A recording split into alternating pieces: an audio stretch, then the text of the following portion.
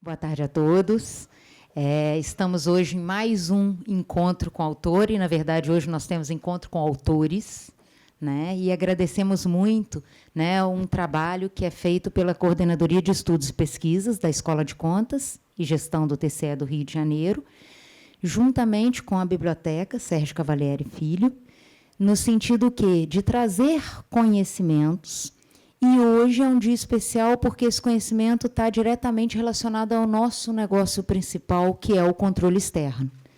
Então, nós teremos 2 mestres, né, que trabalharão conosco aí, na verdade, as reflexões, né, e as atualidades em relação aos processos de controle externo. Então, agradeço muito, né, a presença do mestre Ismar, que veio do Tribunal de Contas do Estado de Sergipe, e também do mestre Romano, que veio do Tribunal de Contas do Estado do Rio Grande do Sul, e estarem aqui conosco. Gostaria de fazer um agradecimento especial também ao Audi TCE, que está aqui representado, e está sempre com o propósito realmente de trazer as inovações. E ao Dr. Cavalieri, que sempre nos prestigia em todos os eventos. Muito obrigada a todos, e que tenhamos realmente um momento de compartilhar ainda mais novas ideias, né, e um trabalho muito bem feito por parte do controle externo. Convido os mestres para que possam iniciar. Seja bem-vindo. Boa tarde, né?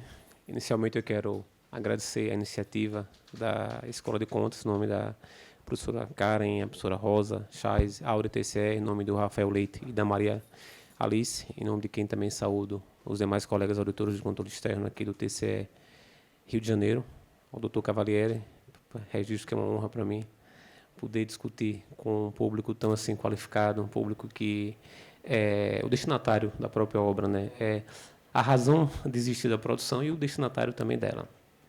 E o dia de hoje, para mim, é extremamente gratificante, porque é uma oportunidade que nos é concedida para poder discutir a obra, para poder mostrar o que motivou a produção acadêmica. Então, eu vou passar a palavra para Romano, que também irá fazer a apresentação inicial, e depois a gente vai iniciar o debate sobre a temática e proposta, que é reflexões e aspectos aí contemporâneos do processo de controle externo, que integra hoje aí a pauta do dia. Então, boa tarde a todos e a todas. É uma imensa satisfação estar aqui na cidade do Rio de Janeiro, com certeza a capital do país, que depois de Porto Alegre eu mais conheço e mais frequento, por ser apaixonado por essa cidade. Faço questão de saudar nominalmente algumas pessoas. Primeiramente, o renomado jurista Sérgio Cavalieri Filho. Cada vez acho que é mais difícil, professor Cavalieri, a gente conseguir designar esse título de renomado jurista para alguém no nosso país. Cada vez mais nós questionamos a seriedade, a parcialidade acadêmica dos juristas que encontramos na nossa geração, né, Ismar, e ter uma referência como o senhor e poder contar com o senhor na plateia é uma honra imensa para mim, motivo de satisfação, motivo até de colocar, acho que no currículo de nós, né, Ismar, contar com a presença do professor Sérgio Cavalieri aqui. Também faço questão de saudar nominalmente os colegas de Audi TCE, Rafael, Maria Alice, que foram quem nos ajudou a organizar esse evento. Também o pessoal da Escola de Contas aqui, na pessoa da Karen, sou diretora. Minha conterrânea Rosa também está ali atrás. E aos demais colegas que estão aqui para esse debate, saúdo em nome do meu grande amigo Leandro, está lá, que nos conhecemos pelo futebol, nas Olimpíadas dos Tribunais de Contas, também um grande evento de integração. Parafraseando um pouco o consagrado técnico Muricy Ramalho, né, Leandro? Eu costumo dizer que a bola une. Enquanto ele diz que a bola pune, eu digo a bola une. Então, tenho a satisfação de ter feito essa amizade com o Leandro, a quem saúdo, em nome de todos os demais colegas que estão aqui. E, antes de devolver a palavra para o Ismar, rapidamente falo um pouco sobre o meu trabalho, minha dissertação de mestrado que realizei junto à Universidade Federal do Rio Grande do Sul, provocado justamente por esse momento de discussão sobre os tribunais de contas. Afinal, qual o papel que o Tribunal de Contas deve exercer, o que a sociedade espera do Tribunal de Contas frente às demandas cada vez mais complexas, tanto da sociedade quanto da administração pública. E vamos tentar, nesses 50 minutos de debate, né, Ismar, trazer reflexões para um debate sobre o aprimoramento, sobre o aperfeiçoamento do controle externo, tentando também não dar tanto spoiler das nossas obras, para provocar os colegas uma motivação a comprar, adquirir os nossos livros e a gente conseguir discutir, não só hoje, mas em outras oportunidades, sobre o seu conteúdo. Então, devolvo a palavra para o Ismar, para que a gente vá fazendo esse ping-pong, e a qualquer momento também, o pessoal que está nos assistindo, nos ouvindo, levante a mão, nos interceda, e para que a gente consiga fazer verdadeiramente um diálogo.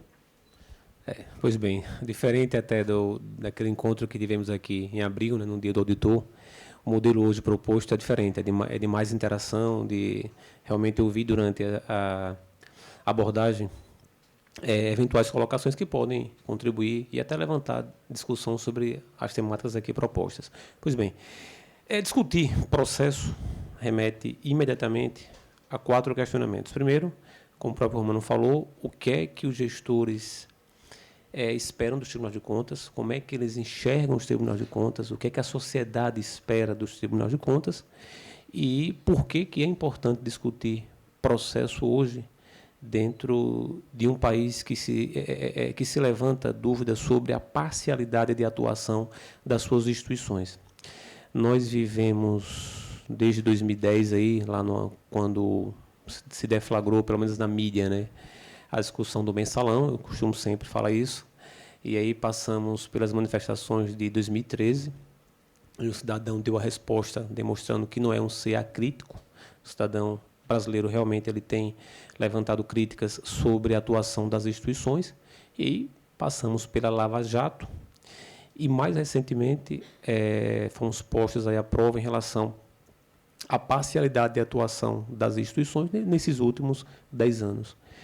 O problema é que, embora se leve em conta nessas discussões o processo judicial, pouco se fala dos processos que tramitam nos tribunais de contas. Eu costumo dizer que se tem uma instituição que tem a razão de existir diretamente ligada à prevenção, à ocorrência dos atos de corrupção e à instrumentalização das ações repressoras, essa instituição é o Tribunal de Contas. Então, a nossa Constituição ela é toda montada para proteger o cidadão, ou seja, é uma Constituição cidadã, mas, por outro lado, também é uma Constituição que se preocupa com a probidade na gestão dos recursos públicos. Por diversas passagens do texto constitucional, o Constituinte deixa isso bem claro. Então, se de um lado ao cidadão, que é o beneficiário direto da prestação de serviços públicos, de outro também ao gestor. E o gestor é aquele que é escolhido pelo povo para poder gerir a coisa pública. Então, não há como haver interferência, por exemplo, do órgão de controle, que não seja por meio de um devido processo legal, e não apenas devido, um processo justo, devido e adequado. Em abril do ano passado, nós tivemos aí a primeira lei que integra o bloco de reação ao controle, conforme é intitulado hoje no Brasil. Autores que já consideram que o controle atual, ou seja, que o direito administrativo, no qual esse controle nosso foi pautado, ele não mais subsiste. Alguns autores costumam fazer essa afirmação, e levando em conta a própria reinterpretação do princípio da supremacia do interesse público, levando em conta esse ideal consensualizador aí que permeia hoje toda a administração pública. Lá na alteração da LINDB, com a Lei 13.655, se começou a discutir o engessamento do controle, o direito administrativo do medo, o risco de infantilização da gestão pública, o excesso do poder sancionatório dos órgãos de controle, enfim, diversas questões foram levantadas para questionar esse formato nosso de controle. E o que me levou realmente a refletir se realmente existe uma lacuna constitucional nossa que impeça que os tribunais ajam de forma regular ou se o problema realmente é de efetividade institucional. E a obra, eu tento mostrar isso de forma bem mais detida, que o nosso problema não é de normatividade constitucional, é de efetividade institucional. Então, nós temos leis que amparam o regular funcionamento e, se elas não são utilizadas, não é por carência normativa. E aí, esses gestores que são sujeitos jurisdicionados nossos, eles começam a questionar o controle e questionar, inclusive, o papel dos órgãos de controle. Ou seja, há uma confusão muito grande que se faz entre Tribunal de Contas, Ministério Público, e aí, isso aí tem dado aso à discussão sobre a hipertrofia do controle. Eu costumo sempre colocar, e no livro sempre também pontuo isso, que órgão de controle externo é o Tribunal de Contas. Não há que se confundir com o próprio Ministério Público. Em relação especificamente a essa crítica direcionada ao afã voluntarista do agente controlador, e eu vou tratar de 2 exemplos, só dessa semana. Foi a suspensão do pacote anticrime, e hoje, eu vindo aqui para o tribunal, tive acesso a matérias jornalísticas lá do Mato Grosso, exatamente questionando a parcialidade de atuação dos auditores de controle externo. Ou seja, a gente tinha uma ideia um pouco, eu não diria assim equivocada, mas um pouco ultrapassada, levando-se em conta o nosso aparato constitucional, de que a imparcialidade de atuação, ela tão somente atingia a função judicante. E hoje, a gente vê isso de forma bem mais clara, que esse dever de imparcialidade, ou seja, os impedimentos, as suspeições, elas se projetam para todos que figuram na relação processual de controle externo, seja o Ministério Público, o auditor de controle externo e o próprio julgador. Então, isso demonstra que a própria regularidade de atuação dos tribunais de contas é que vai garantir a legitimidade decisória, a validade sancionadora. Isso é extraído do próprio texto constitucional, quando ele coloca lá no artigo 71 que ao Tribunal de Contas compete, ele não disse que ao conselheiro compete, que ao procurador compete, ou que ao auditor compete. Então, por essa razão, também eu afasto aquela ideia de colegialidade judicante tão somente, e trabalho a ideia da colegialidade processual decisória, ou seja, as manifestações estatais controladoras, ou seja, as competências elencadas no artigo 71, eu entendo que só podem ser exercidas por meio de um processo. E isso é extraído do próprio artigo 73 da Constituição, que, combinado com o 71, manda remeter ao 96.1a, que trata de respeito às normas de processo e às garantias processuais das partes. Então, não há como exercer qualquer competência do 71 que não seja por meio de uma colegialidade processual decisória. E o que seria isso aí? A manifestação das 3 funções, a função auditorial, a função ministerial e a função judicante. E aí, alguns senhores podem levantar, não, mas o MPC só justifica a atuação dele em processo de natureza sancionadora. Dentro da discussão da LINDB, vocês ouviram muito falar, e há pouco eu até conversando com o colega Romando, e levantava que um colega dele tinha dito que uma obra aí, uma determinada ação estatal, estava parada por 3 anos por conta da atuação do TCU. Então, vejam, senhores, que mesmo um processo que não seja de natureza sancionadora, para que ele tenha a legitimidade decisória, a acreditação social, pressupõe um diálogo processual interno. Eu não posso trabalhar na perspectiva de que apenas o julgador ele vai suspender a execução de uma obra pública, por exemplo, ele vai suspender a execução de uma política estatal com base numa compreensão individual dele. Então, o colega Romano vai abordar de forma mais detida em relação especificamente às cautelares. Se discute muito hoje o suposto ativismo dos órgãos de controle. Isso faz uma confusão muito grande entre proatividade e ativismo, certo? Isso também sustentou a discussão da LINDB. Então, a primeira lei dentro desse bloco de reação ao controle foi a LINDB. A segunda lei, que eu considero como reação também a esse formato nosso de controle da administração pública, e não apenas de controle externo, é a nova lei de abuso de autoridade. Essa lei ela já traz não apenas o órgão de investigação, mas trata também lá do fiscalizado, do fiscalizador, ou seja, expressões que remetem ao nosso dia a dia.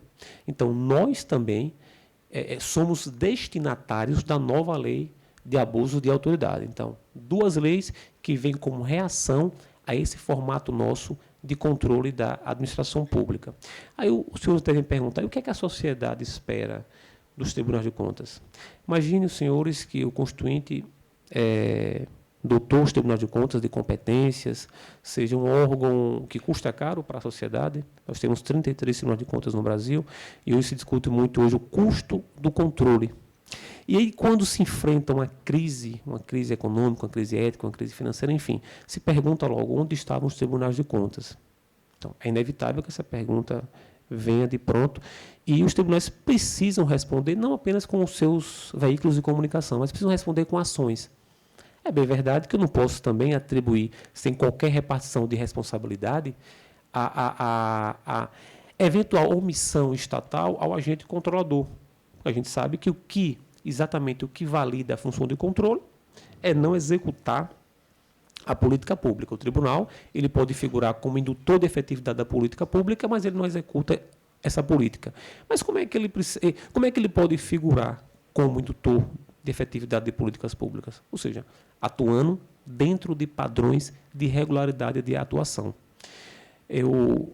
Na obra, eu trato um pouco sobre a função de controle, ou seja, as condições de regularidade da função de controle, para chegar às condições de regularidade da função de controle externo da administração pública. Então, nós temos um plexo de competências alargadas, mas precisamos também ter em mente que não temos, por exemplo, uma lei nacional de processo de controle externo.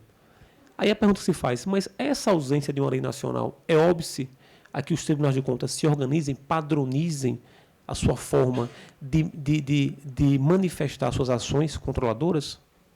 Não. Ou seja, autores como o próprio Carlos Arissenfeld, ele coloca que, desde a época lá da lei de improbidade, se discutiu, a lei de improbidade efetivamente tem natureza civil ou a lei de improbidade tem natureza administrativa e, por falta de confiabilidade, por exemplo, em um órgão administrativo no Brasil, colocou isso como sendo processo judicial.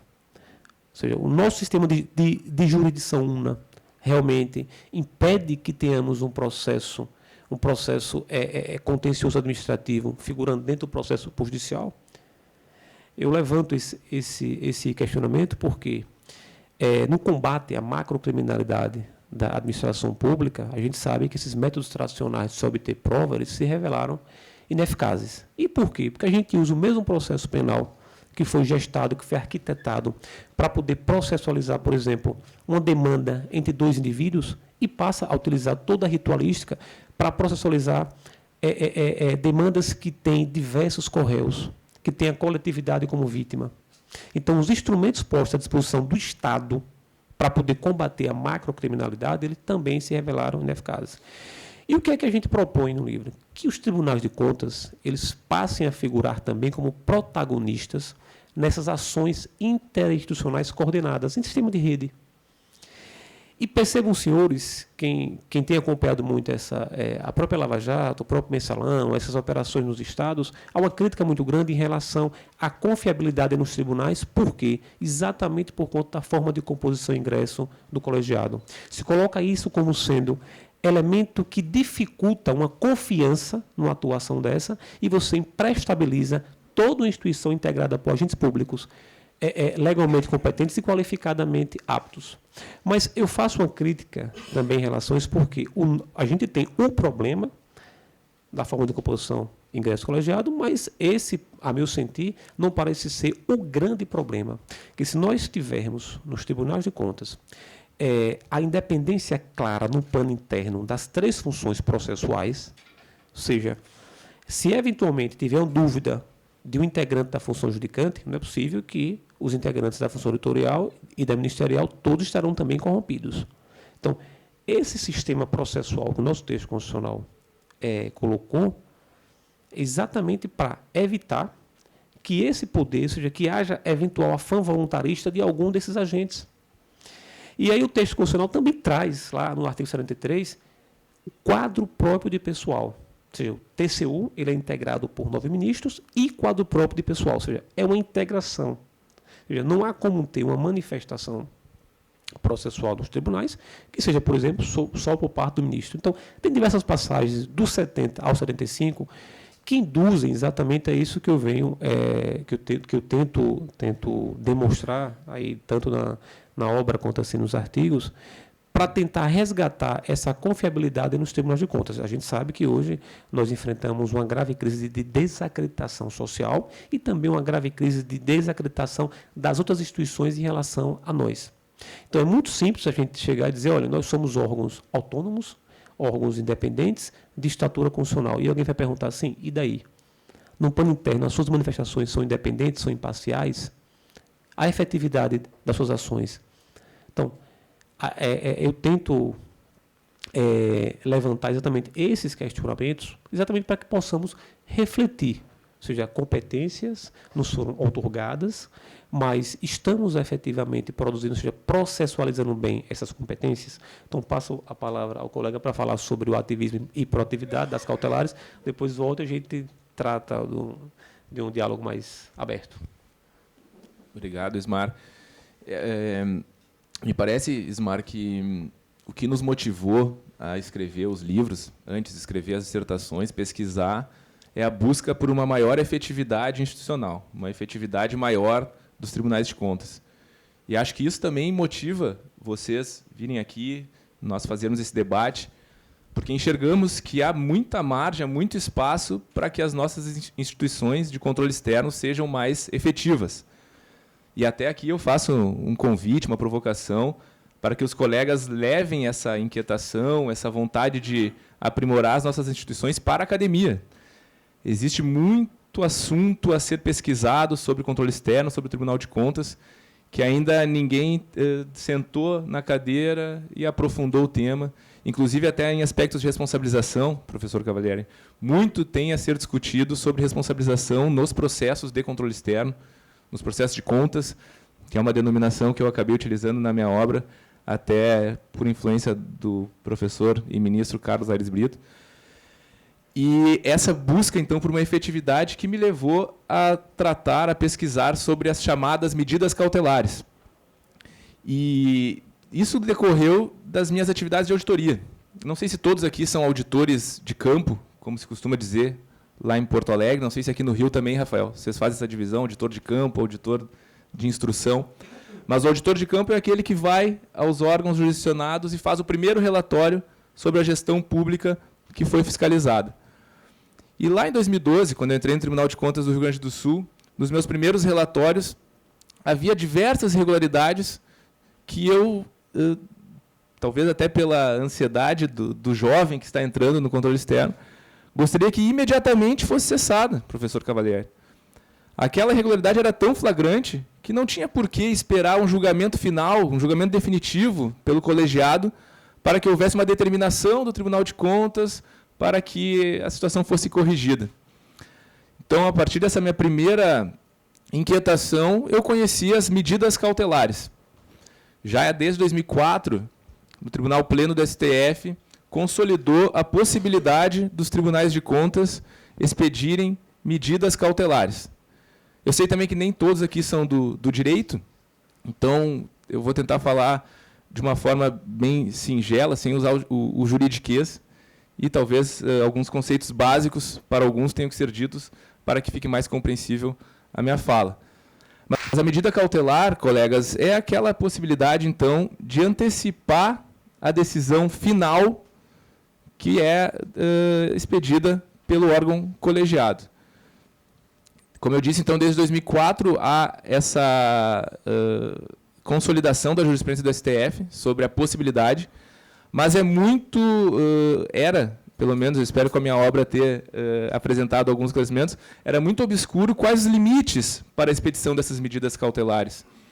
Afinal, quais os critérios que devem ser utilizados para o Tribunal de Contas expedir essas medidas cautelares. E me aprofundando no tema, então, sob orientação do professor Rafael Maffini, um administrativista muito bem conceituado no Rio Grande do Sul, talvez no país também alguns já conheçam ele. Também tive a oportunidade de ser co-orientado, dá para dizer assim, pelo professor Daniel Mitidiero, um processualista.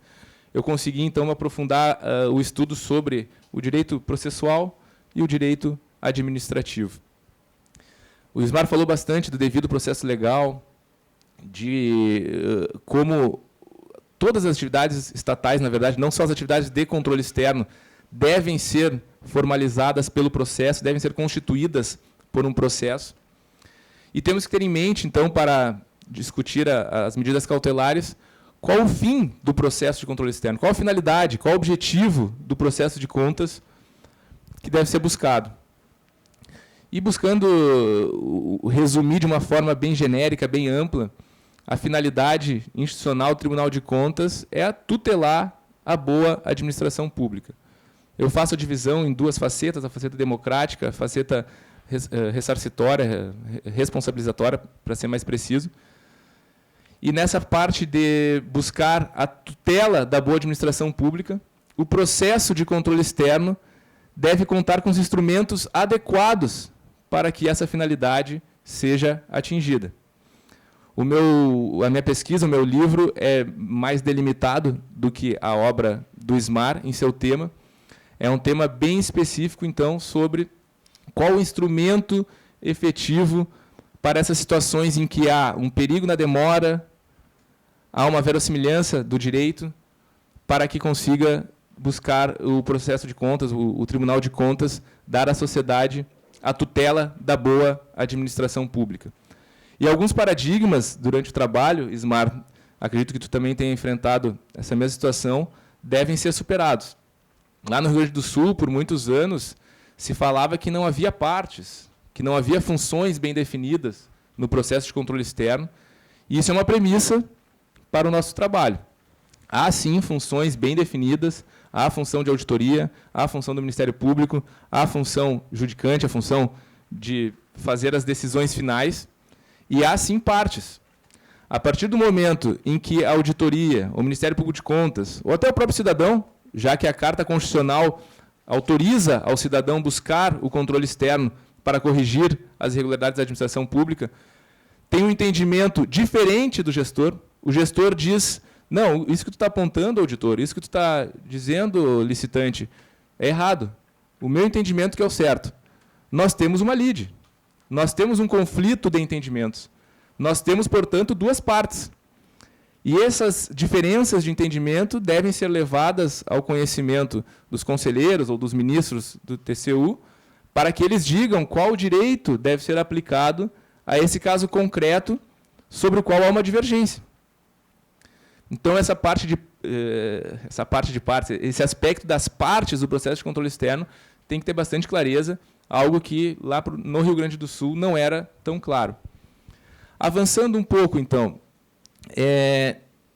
no direito processual civil, há muitos anos já se chegou à conclusão de que devemos ter uma técnica antecipatória no processo para que o direito seja justo, seja efetivo, seja adequado no processo civil. Eu me vali muito dos estudos do processo civil. Como eu disse, o professor Daniel Mitidiero foi um co-orientador para mim.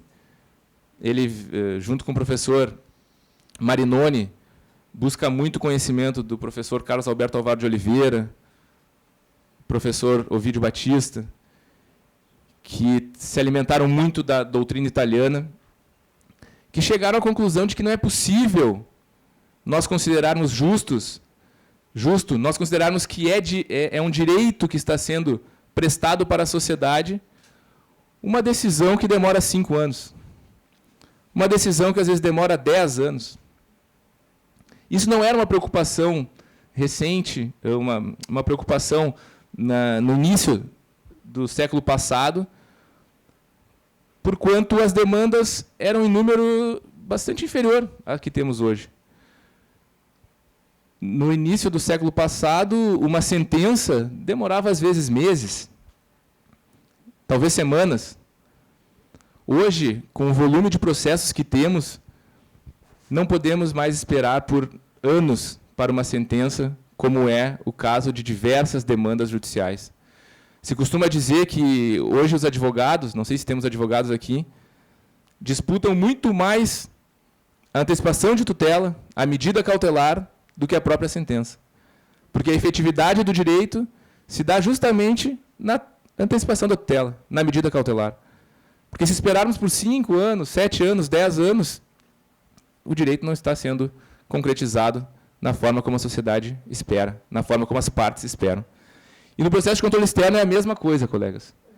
Acredito que os auditores de campo tenham enfrentado já situações parecidas com a que eu relatei, chegarmos lá numa administração pública, encontrarmos um superfaturamento ou uma gratificação que está sendo paga indevida, flagrantemente, há anos, nós colocarmos em relatório e ela vai continuar sendo paga, essa despesa ilegal vai continuar a ocorrer por 2 anos, 3 anos, 4 anos, até chegar a decisão definitiva do colegiado e dizer, determina ao gestor que corrija essa irregularidade. Quanto dinheiro público foi para o ralo, para usar uma expressão bem popular? E é isso que a sociedade espera de nós? Me parece que não. E eu tive a sorte de fazer a minha pesquisa de mestrado no início da vigência do novo Código de Processo Civil. Na verdade, nem mais tão novo, né? Já estamos em 2019, é de 2015, o novo Código de Processo Civil. E lá, o que antes se chamava de medida cautelar, o que antes se chamava de técnica antecipatória, antecipação de tutela, foi dado pelo legislador a denominação de tutela provisória.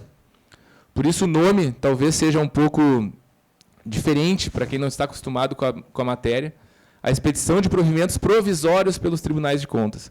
Da medida cautelar, que é o nome consagrado na jurisprudência e na doutrina, a técnica antecipatória. A técnica antecipatória que é justamente a possibilidade de ter um instrumento no processo de controle externo para que a tutela à boa administração pública seja satisfeita de forma justa, adequada e efetiva.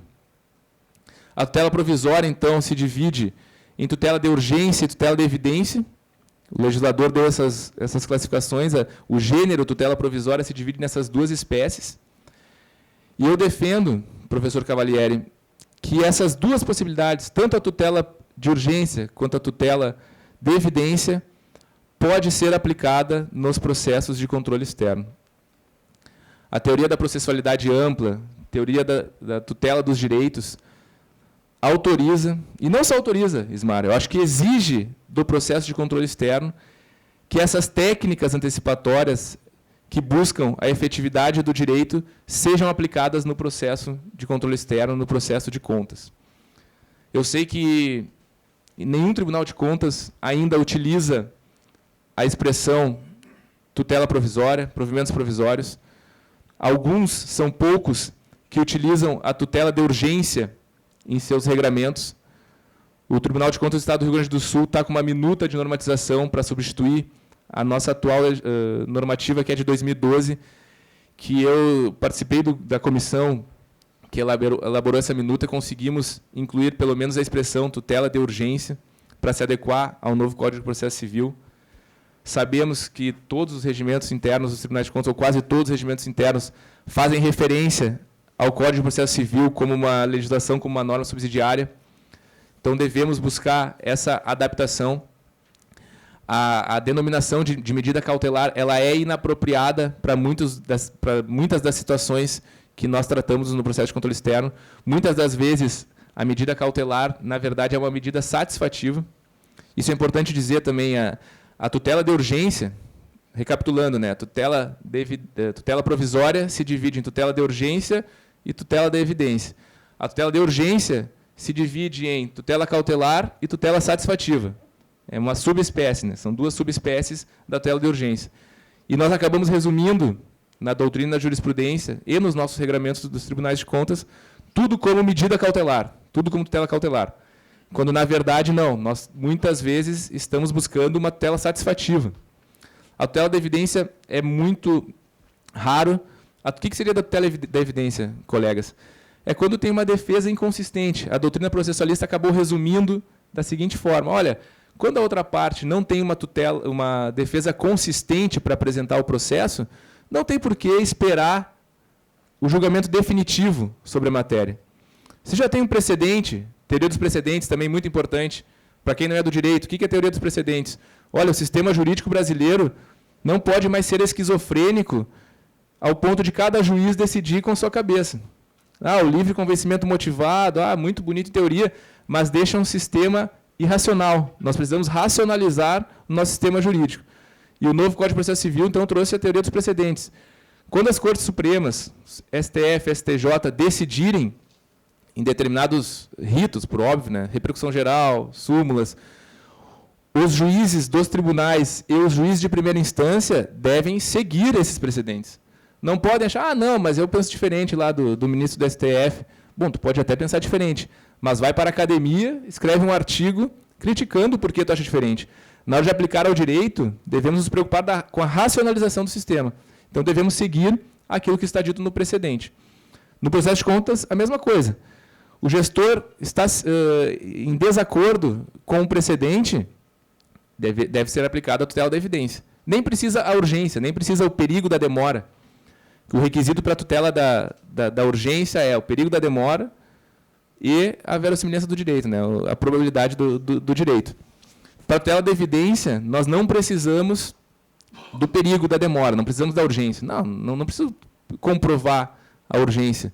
É tão evidente esse direito que não preciso, o ônus da demora do processo não precisa ficar sobre os meus ombros. Que isso foi um dos motivos também que a doutrina processualista encontrou para discutir a técnica antecipatória. O tempo do processo, o tempo que demora o processo, é um ônus. E esse ônus deve recair sobre quais ombros? A resposta da doutrina processualista recai sobre os ombros daquele que tem menor probabilidade do direito. Aquele cujas alegações têm menor probabilidade de estarem certas, deve recair o ônus do tempo da demora do processo. Eu tenho 99% da probabilidade do direito ao meu lado. Por que eu tenho que esperar uma tutela definitiva? Por que eu tenho que esperar uma decisão definitiva para que o direito seja aplicado? Não. Provisoriamente se aplica o direito a favor dos meus argumentos, daquilo que eu estou pedindo, postulando, alegando, já que eu tenho 99% da probabilidade do direito. Essa é a tutela da evidência que a gente tem que discutir. São muitos casos, né, colegas? O Ismar citou agora a recente suspensão do TCU, da propaganda, do pacote anticrime do Moro. Existe muita discussão sobre o peso do controle sobre a administração pública, se devemos conceder tutela provisória, medida cautelar, tutela de urgência, sem ouvir o gestor, a famosa concessão inaudita altera parte, sem ouvir a parte contrária. Isso no meu livro eu tento abordar. Existe no STF um entendimento consolidado sobre a possibilidade. Podemos sim conceder a tutela provisória inaudita altera parte, sem ouvir o gestor, mas isso é um risco. Isso deve ser casos excepcionais, já que até agora, trazendo a Lei 13.655, que alterou a LINDB, também comentado pelo Ismar, se fala muito das consequências para a gestão sobre as decisões do controle. Então, será que devemos puxar para nós quais as consequências da gestão, para a gestão, ou é melhor ouvirmos o gestor? Ele dizer, olha, as consequências, se suspender essa licitação, são essas, Tribunal de Contas. Essas são as melhores consequências? O tribunal, de posse dessas informações, vai poder analisar, olha, essas consequências, na verdade, não irão acontecer. Ou as alternativas, aplicando o princípio da proporcionalidade, melhores são essas. Olha, fiz lá a proporcionalidade, dividi nas 3 camadas do princípio da proporcionalidade, cheguei ao final, existe a alternativa A, B e C. O gestor disse que as consequências só poderiam ser C. Não, o Tribunal de Contas, nesse juízo, vai dizer, não, tem A e B também. A e B tu pode utilizar como alternativa e a consequência não vai ser essa. Então, na minha obra, no meu livro, colegas, eu abordei alguns limites, alguns critérios para a expedição da tutela provisória. Para a gente discutir de forma mais aprofundada, seria necessário um seminário ou um outro formato, né, Ismar? E como eu estou ansioso e sou um entusiasta do diálogo, eu vou encerrar por aqui a minha fala, porque gostaria muito de ouvir os senhores e as senhoras sobre esses temas, sobre essas reflexões que nós trazemos nesse dia de hoje. Antes, porém, só queria levantar 3 questionamentos exatamente nessa linha que o Romano colocou. Esse poder cautelar do Tribunal de Contas, esse aí é indiscutível. Hoje o Supremo já há muito tempo se manifestou. Mas o que é que os críticos levantam em relação a isso? A imposição do pensamento único dos órgãos de controle. O que quer dizer isso? O que garante que o órgão de controle está certo e que todo aquele corpo técnico, assessoria da gestão, não tem razão quando decidiu por tomar caminho A ou B? Então, é exatamente o diálogo processual. Então, assim, antecipar também gera esse tipo de ônus, às vezes, para o próprio gestor. Ou seja, o gestor disse, olha, eu passei 6 meses, 1 ano, discutindo aqui determinada ação estatal, e aí o Tribunal de Contas, em menos de 30 dias, disse, não, tudo que você discutiu, ou seja, não tem razão, então vamos suspender aquele ato em si. Nós temos hoje, no âmbito do processo de controle externo, instrumentos como o próprio destaque, ou seja, hoje ninguém se espera mais o julgamento definitivo. A gente vai extrair aquilo e toma a devida decisão sem, de fato, esperar. Em relação especificamente ao processo civil, Romano, eu só queria fazer essas colocações, sempre a gente discute em relação a isso. Eu tenho dito que o processo penal ele está mais próximo para o processo de controle externo do que o próprio processo civil. Por qual razão? A gente ouve, vocês leem todas as respostas defensivas aí, a invocação da busca da verdade real, enfim, o estado jurídico de inocência do gestor público. Eu não uso o termo presunção de inocência porque há autores que defendem que está mais ligado, que esse termo está mais ligado ao processo penal diretamente. Então, hoje o estado jurídico de inocência é a regra. Então, toda essa reação ao controle é pautada exatamente nisso. O próprio TCU, dentro da perspectiva do controle externo, coloca a repartição do ônus da prova, a gestão da prova, ou seja, o relator, ele presida a instrução ou ele realmente é um ator processual inerte no âmbito do processo de controle externo. Então, toda essa discussão de cautelar também tem gerado uma zona de tensão com os gestores públicos, e não por outra razão. A própria LINDB, quando você fala da cautelar, se ouvir a parte contrária, o Supremo tem posicionamento nesse sentido. Só que a própria LINDB, no primeiro artigo, lá no artigo 20, quando ele trata do consequencialismo das decisões, toda a discussão que permeou aí a Lei 13.655 foi no seguinte sentido: é possível a cautelar se ouvir, sim, mas você, órgão de controle, diga o alcance da sua decisão. Ou seja, hoje o consequencialismo numa situação dessa fica difícil para o órgão de controle, porque o órgão de controle ele não vive a vida pulsante da administração pública. Então, quando ele vai mensurar o consequencialismo de uma decisão dessa, sem conhecer exatamente aquele órgão a quem é atribuída a prática do ato, gera para ele também um ônus de motivar bem maior. Então, é possível. Assim, a cautelar hoje é imprescindível, não se discute as cautelares no âmbito do sistema Tribunal de Contas. Mas a gente tem que também pensar nesse outro lado, em relação à crise da imposição de pensamento único, que às vezes o tribunal, a pretexto de querer impor que as boas práticas administrativas elas sejam adotadas, acaba também criando aquilo que o ministro Bruno Dantas colocou, o risco de infantilização da gestão pública, ou seja, você acaba inibindo o gestor a inovar. Ou seja, o gestor acaba trilhando tão somente o caminho que o tribunal adotou e nem assim questiona como foi que aquela ação foi adotada. Às vezes uma decisão do tribunal tem 10, 15 anos, ou seja, dentro de um outro contexto, e você gestor, acaba seguindo aquela decisão que que se deu num outro contexto econômico, enfim, social. Então, basicamente, para poder levantar esse contraponto que vem, na verdade, não do agente controlador, mas do próprio gestor da coisa pública. Claro. Não, perfeita as tuas colocações, Ismar. Até sobre a aproximação do processo de controle externo mais ao processo penal ou mais ao processo civil, eu tenho refletido bastante sobre isso e me parece que a melhor resposta sobre a aproximação, qual dos diplomas processuais serviriam mais para um processo de controle externo, vem justamente sobre o tipo de responsabilização, professor Cavalieri, que nós estamos discutindo naquele processo. Porque a responsabilização ela tem duas facetas, né? A responsabilização ressarcitória e a responsabilização punitiva. Quando discutimos a responsabilização ressarcitória, que é a situação de débito, ressarcimento horário, me parece que a aproximação é muito mais com o Código de Processo Civil, muito mais com os institutos de direito civil, professor Cavalieri. E quando discutimos a responsabilização punitiva, que vem a multa, vem as consequências até da questão de inelegibilidade, se aproxima, sim, daí muito mais do Código de Processo Penal.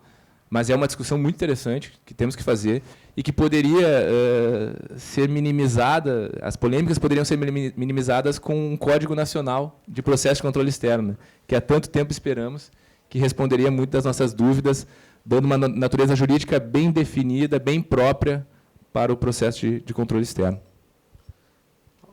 Vamos abrir aí É, para não ficar só a gente falando melhor. Vocês têm microfone para os colegas. Falando, né? Não sei como é que vai ser agora, Karen. Algum questionamento, alguma assim, reflexão? Até porque a temática, reflexões e aspectos contemporâneos do processo de controle externo. Então, certamente deve ter algum questionamento. Eu gostaria apenas de pegar aí um viés que o Romano colocou. Essa aproximação do processo civil ou do processo penal que foi bem colocada, que realmente há esses dois viés nos julgamentos do Tribunal de Contas. Ora, envolve uma função penal, uma atuação penal, ora uma função de reparação. E aí, Romano, né, me parece que os tribunais têm desconsiderado o direito material. Porque quando se trata de punição criminal, nós temos que atentar para o direito penal. Então, nós vamos ter que analisar dolo, culpa grave, culpa leve, e que tenho percebido que, em muitos casos, leva tudo pela responsabilidade objetiva. E acaba se punindo o gestor sem considerar a gravidade da atuação que ele teve. E, às vezes, mais uma punição do que uma mera reparação. E acho que esse é um ponto relevante. E gostaria apenas de também ressaltar, aí falando das cautelares, que o Tribunal de Contas do Estado do Rio tem uma procuradoria, da qual eu tenho a honra de participar. Mas a procuradoria não é a procuradoria do Ministério Público, é aquela procuradoria idêntica da Procuradoria do Estado. Só que as atribuições, as ações, todos que envolvem interesse do tribunal, são feitas e dirigidas pela procuradoria. Eu tenho aqui, por exemplo, o nosso, vamos dizer assim, interpõe todas as nossas ações cautelares, né, das mais variadas funções para obter determinados resultados. E tivemos aí algumas questões bem relevantes com relação às obras do metrô recentemente. Eu parabenizo os dois pelo brilhantismo e, aliás, não tinha adquirido a sua obra, vou fazê-la agora. Que honra, que honra. Obrigado, professor. Alguém mais gostaria de fazer alguma pergunta?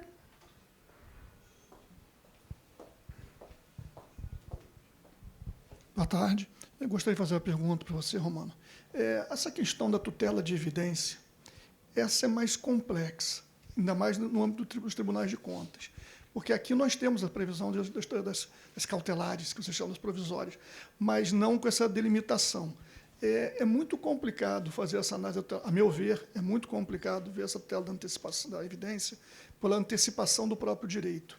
Porque, veja só, se você entender dessa forma, que tudo indica que o direito lhe assiste, e você, pela evidência, você antecipa e ultrapassa o ônus da demora do processo para uma parte, né, a que tiver o menos direito. Se você pensar dessa forma, você vai negar também, vamos imaginar um processo que vá para a fase recursal. Olha, se ele está em fase recursal, é mais do que uma mera subjetividade. Eu já tenho a presunção que o direito já não assiste a determinada parte. E, no entanto, eu concedo efeito suspensivo ao recurso. Isso é um paradoxo entre a teoria da evidência e a possibilidade recursal. Como é que você vê essa situação? Ótima pergunta. Nesse caso recursal, o efeito suspensivo ele é automático, digamos, mas no processo civil, isso já acontecia até antes da tutela da evidência, é possível ao juiz afastar alguns tópicos da decisão em relação a esse efeito suspensivo. O que significa dizer, pode mesmo em âmbito recursal, aplicar-se o direito de forma imediata.